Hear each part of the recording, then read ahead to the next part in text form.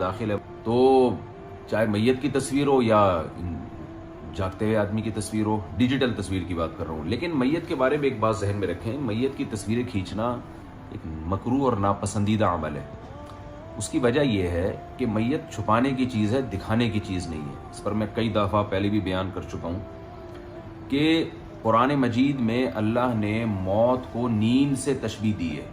اللہ یتوفی الانفس حین موتہا واللتی لم تمت فی منامہا، کہ اللہ جیسے ہماری نیند میں روح قبض کرتا ہے نا، تو موت جب ہم مرتے ہیں تو بھی روح قبض ہو جاتی ہے ہماری،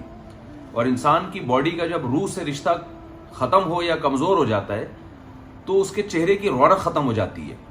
یہی وجہ ہے کہ دنیا میں کوئی بھی شخص جو سو رہا ہو وہ کبھی بھی نہیں چاہتا کہ سوتے ہوئے میری تصویر لی جائے۔ اور اکثر میں ایک مثال دیتا ہوں کہ آپ کہیں کوئی آپ کو دیکھنے، کوئی خاتون ہو، اس کو کوئی رشتے کے لیے دیکھنے کے لیے آ رہا ہو، تو لڑکی والے کبھی بھی یہ نہیں کرتے کہ لڑکی سو رہی ہو اور سوتے ہوئے اس کے چہرہ دکھا دیں، تو اس سے ایک کراہت پیدا ہوگی جو آئے ہیں نا اس کو دیکھنے کے لیے ان کے دل میں۔ اسی طرح لڑکا بھی کبھی نہیں چاہتا کہ میں سو رہا ہوں اور میری سوتے ہوئے میں مجھے کوئی دیکھ کر، مجھے کوئی پسند کرنے کے لیے آ رہا ہو اور مجھے سوتے ہوئے میں دیکھے۔ تو انسان جب سو کے اٹھتا ہے تو بھی اس کے چہرے پر ایک عجیب سی کراہت کے آثار ہوتے ہیں، پھر وہ مود ہوتا ہے، کچھ کھاتا پیتا ہے تو جا کے بلڈ کر جو سرکولیشن ہے وہ صحیح طرح سے چہرے پہ دوڑتا ہے اور اس کے چہرے پہ ایک چمک پیدا ہوتی ہے، یعنی روح جو ہے وہ جسم کے ساتھ مضبوط رشتہ اس کا قائم ہو جاتا ہے۔ تو آپ سوچیں جب نیند جو کم درجے کی موت ہے اس میں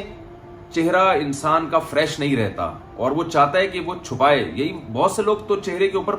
چادر ڈال دیتے ہیں سوتے ہوئے تاکہ ہمیں کوئی دیکھے نہیں، تو موت تو اس سے بھی آگے کا درجہ ہے۔ تو میت یہ کیسے چاہے گی کہ میں مرا ہوا ہوں اور مجھے جو ہے نا دنیا آ کے دیکھے؟ اس کے چہرے پہ رونق نہیں ہوتی۔ وہ الگ بات ہے، لوگ کہتے ہیں بڑا نور ہے، سب کچھ ہے، لیکن بہرحال وہ بات نہیں ہوتی جو انسان کے جاگتے حالت میں ہوتی ہے۔ یہی وجہ ہے کہ میت کو جلدی دفنانے کا حکم ہے تاکہ میت سے لوگوں کو ایک طبعی کراہت نہ ہو، کیونکہ اب اس کا چہرہ تبدیل ہونا شروع ہو رہا ہے، تھوڑی دیر میں اس کے چہرے پہ ایسے تغیر آئے گا کہ وہ خراب ہونا شروع ہو جائے گا۔ تو جیسے ہی کوئی مرے فوراً اس کے منہ پہ چادر ڈال دینی چاہیے اور اس کو چھپانا چاہیے۔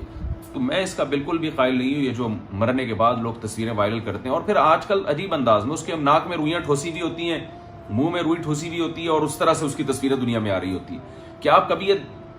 چلتی پھرتی حالت میں یہ چاہو گے کہ میری ناک میں ایک ادھر روئی ہو ایک ادھر روئی ہو اور میں سیلفی بنا رہا ہوں اپنی بیٹھ کے؟ سوتے ہوئے میں لوگ سیلفیاں نہیں بناتے۔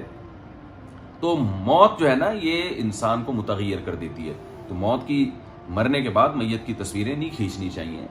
اور اس کو بس، اور یہ جو منہ دکھائی کی رسم ہے یہ بھی ایسا ہی ہے، اس کو رونمائی کی رسم کہتے ہیں، یا منہ دکھائی تو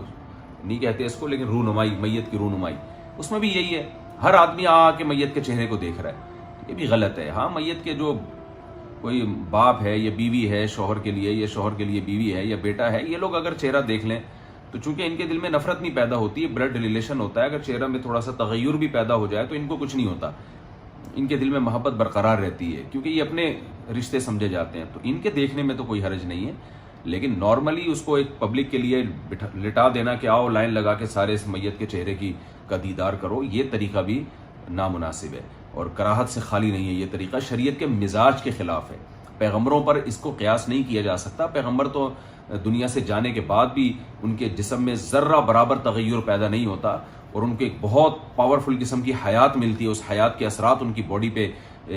باقی رہتے ہیں، جس کی وجہ سے ان میں ذرہ برابر تغیر نہیں ہوتا۔ لیکن ایک عام آدمی کا جب انتقال ہوتا ہے، چاہے علماء ہی کیوں نہ ہو، تو ان کو فوراً چھپا دینا چاہیے، اور ان کی تصویریں وائرل کرنا یا رونمائی کے لیے لائن لگا کے قطار لگا کے لوگوں کو دکھانا، اس میں بہت سارے کام خلاف سنت ہیں اور شریعت کے مزاج کے خلاف ہیں، لہذا اس سے بچنا لازم ہے۔